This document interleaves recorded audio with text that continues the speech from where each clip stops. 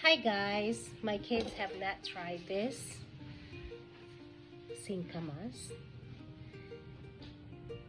so I'm gonna make one. This is very expensive. So, bakit may wax? May wax na siya. Bakit ganun? May wax siya dito sa US. Oh? There's a wax. Why? Anyway. I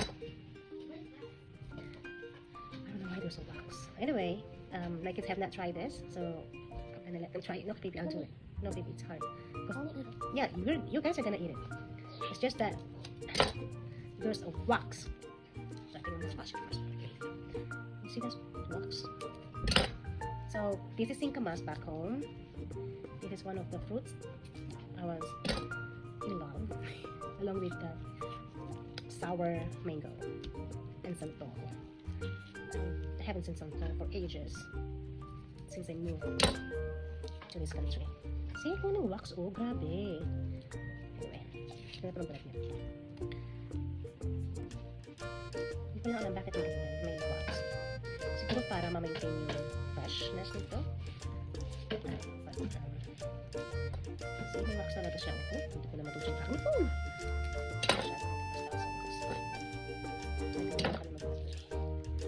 Actually, ginagamit lang namin ang aming ngipin. Sa labas kami. At walang knife. That's what we normally do. So, hirap din namin wax. Oh, grabe. Parang hinulog sa wax. Machine or phone. Hindi lang hinulog. Sa dami ng wax. Grabe ang dami. Oh my gosh. Ito yung kamay ko.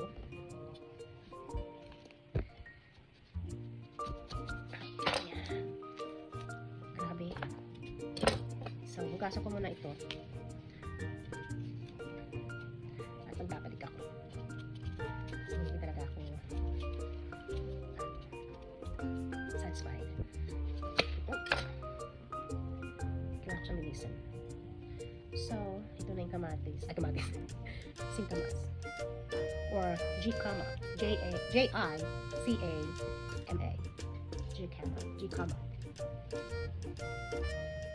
So, gaso ko muna siya at babalik ako. So, ito na. Nakat ko yung sarili ko sa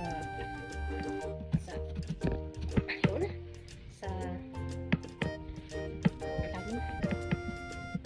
Sa wax niya. So, ito na yung papatay ko sa akin.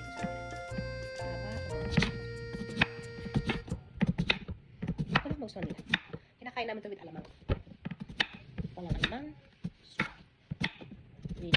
Or asin. So, that's for the kids.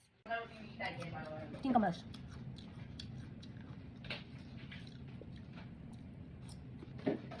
Ayaw nila. So good though. So bad. I will water. Good sir. Ang sarap sa singkamas ah. Masarap to sa alamang. Wala tayong alamang. Ano like this.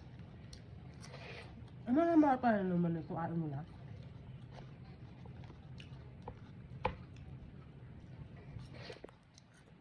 Jicama. Singkamas.